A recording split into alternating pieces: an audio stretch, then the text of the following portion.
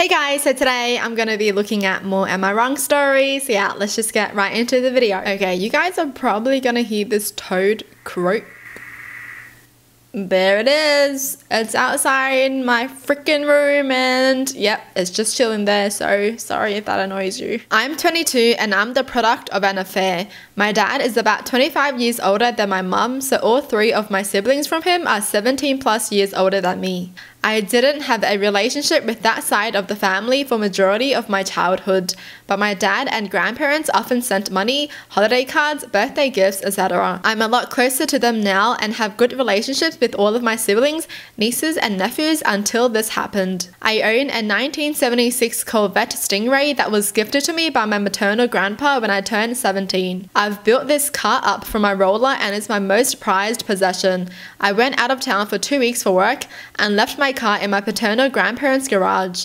I don't like keeping it at my place when I'm away for long because I don't live in the best area. I've done this since my freshman year of college and there has never been any issue until now. When I got back in town, I immediately went to my grandparents' house to pick up my car and there was a big dent and a lot of paint missing off the side of my car. It looked like someone side swiped my car. I asked them what happened and they were confused. When I showed them, they were as shocked as I was. They told me that my nephew Kevin had been messing around in the garage the previous weekend, but they didn't see him take the car at all. We checked the camera system and sure enough, he had taken my car. I tried to call Kevin, but my number was blocked, so I called my brother and told him what Kevin did to my car. He said he will ask him about it and recommended a body shop for the estimate and repair. When I got the estimate back, there was $3,700 in damages. I told my brother the estimate and he said that the estimate was ridiculous and that the damages weren't that bad. I told him either he or Kevin had to pay for it to get it fixed or I'd be contacting the police. I gave him 3 days and he didn't pay me, so I filed a police report and gave them the videos of him taking my car. Kevin was arrested at work and my brother was pissed. He called me going off about how I ruined Kevin's life over a car and said some threats. My sisters and dad have been calling and texting me asking me to just put the family first and drop the charges, but I don't want to. They don't have to drop the charges. Kevin stole his car and didn't want to give it back. Kevin literally should pay the damages, but Kevin blocked his number and he's just working and just ignoring it, acting like nothing happened. Yeah, no, that's not how life works, mate. If you do something wrong, you better pay for it in some way. They're saying he should put family first. Don't teach them to hide and don't teach them that everything will be okay because family has your back. No! If you do something bad, family won't always have your back. It's so funny because his nephew is 3 years older than he is, but still acting freaking immature as. And yeah, honestly, if the brother really put family first, why doesn't he put Kevin first and pay for Kevin's damages? Why doesn't he take Kevin's place then? Jeez. They only say that when it's not concerning them. Alright, moving on. I have met my girlfriend at work. We're both interpreters. We've been together for a few months and Thanksgiving will be the first time she's going to meet my parents. I am half Japanese. My dad is Japanese, my mother is American. My mother learned Japanese so she can connect with my paternal side of the family. Me and my siblings all speak Japanese. However, none of my siblings' spouses do. My girlfriend Sasha started learning Japanese before it got popular. Has both a bachelor's and master's degree in Japanese and translation and interpreting. She sounds as close to a native speaker as possible. However, I told her she shouldn't try and speak Japanese when meeting my parents or grandparents and that she's forbidden from using it even when I'm using it with my siblings. She asked why and I told her that I'd hate for my sister-in-laws and brother-in-laws to be uncomfortable because they don't speak it and I don't want her to become my parents' or grandparents' favorite because we've only been together for a few months and it wouldn't be fair if they liked her more than my sister-in-law of 10 years who doesn't speak Japanese. She said that's ridiculous and she shouldn't have to hide it. I said that perhaps later when we have been together for longer. She asked if she had to pretend not to understand me and my siblings when we talk. And I said exactly. She got really weird and went home. She's been kind of distant lately and I told a friend about this and they said I was wrong and if they ask about her job, she's going to have to lie as well. I admit I hadn't thought of that, but I still can't see that I did anything wrong. So, am I wrong for demanding she lies? That sentence? What? Is this person serious?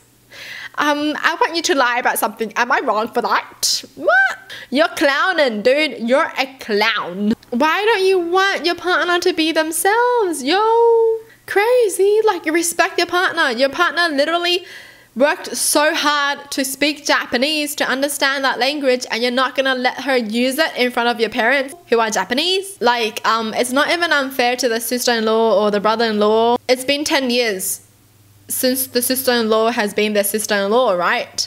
And she still doesn't know how to speak any Japanese? Like, that's not your girlfriend's fault. That's your sister-in-law's fault. Why didn't she learn then? She could have learned. So I don't understand why this is a problem. Like, why is he asking his girlfriend to be like, don't speak Japanese because you're gonna embarrass my sister-in-law and brother-in-law, whatever. Like, bro, if anything, you should be proud of your partner for knowing how to speak Japanese that fluently, like a native. Seriously? So many people would want that. Like, if I had a partner who's of a total different ethnicity of me and he spoke my language, I would be so freaking proud. They learned another language, and that's so hard, and that should be rewarded to them, you know, in a way where they can speak it to other people and they can understand the other people. Why are you trying to take that away from her? I don't get it. Like, seriously. She's an interpreter and you're going to be like, don't speak Japanese. Don't speak the language that you've been learning all along, even though my parents are Japanese. Don't do it. That's weird. Alright, moving on. I recently got married to the love of my life, Jay. We had a perfect wedding, except for one thing. My mother-in-law's freak out when she saw my dress. When we had gone dress shopping, I invited her and I found my perfect dress. My husband's family has a tradition of always wearing blush dresses on their wedding day. They told me about this before and I respectfully said I would wear whatever color dress my perfect dress was. Once I finally found it, it was white. Mother-in-law asked me to ask if they could alter it to make it blush, or to find a new dress if they couldn't. I said I would ask, but if they couldn't, then that was that. Long story short, they couldn't, and I showed up to my wedding in a white dress. All through the ceremony, mother-in-law was seething. During the reception, she pulled me aside and asked why my dress was white. I told her that I didn't want to find a new dress and they couldn't alter it. She said it was a tradition, and she was disappointed that I had broke it. Jay also said that he was disappointed when I walked down the aisle in a white dress. Was I wrong for this? I could have just changed my dress. Yo, what? That's your wedding, girl. Don't be letting these people decide stupid things for you, man. That's your wedding. You should have the experience of your life. You're the one feeling all the emotions in that wedding, and you should be the one feeling great in your dress, right? Who cares about all the other people? Screw the husband. Honestly, how could he say that to her? How could he say that he was disappointed when she walked down the aisle in a white dress? Are you kidding? That's the last feeling you should feel. Oh my gosh, I'm actually mad. Can you imagine your husband telling you that? Oh my god, I was actually so disappointed seeing you walk down the aisle.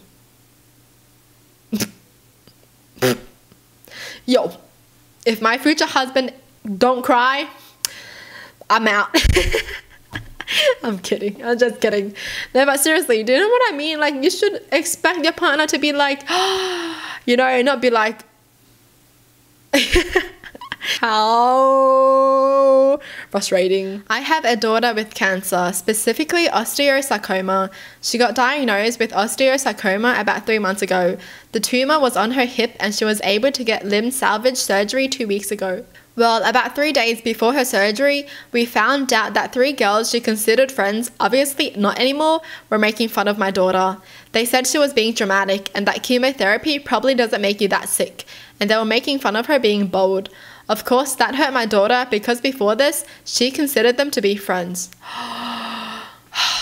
I talked to the girls' parents and they ended up all writing apology letters. I was talking to one of my daughter's doctors about that situation. She said how the girls are uneducated about cancer and that maybe if my daughter and I are comfortable with it, they can come and see the oncology part of the hospital just to learn a bit more about cancer. Well, I talked it over with my daughter and she was okay with it. So I tried talking to the girls' parents. None of them were willing to let their daughters go, saying it would be traumatizing. I brought up kids who go through cancer all the time. If anything, it's traumatizing for my daughter and any other kid who has to deal with having cancer. They called me an ass for trying to make their daughters more sorry and said they already wrote the letters, so that should be enough. Imagine raising your kids to be asses. You know, doesn't make sense to me. Why would the other parents be like, no, I don't want to because I want my kids to stay dumb? Yeah, that's what they're saying right now. I don't want to because I want my kids to be uneducated. I want my kids to be unsympathetic. I want my kids to be asses for the rest of their lives, and I want them to be bullies. Yeah. Seriously? Okay. Your kids can stay dumb then. Bullying someone because they have cancer. How sick do you have to be? Well, that's it for the video. Hope you guys enjoy. Tell me in the comments down below what your thoughts are. And as always, thanks for watching. Hope you guys liked it. And I'll see you guys next time. Bye!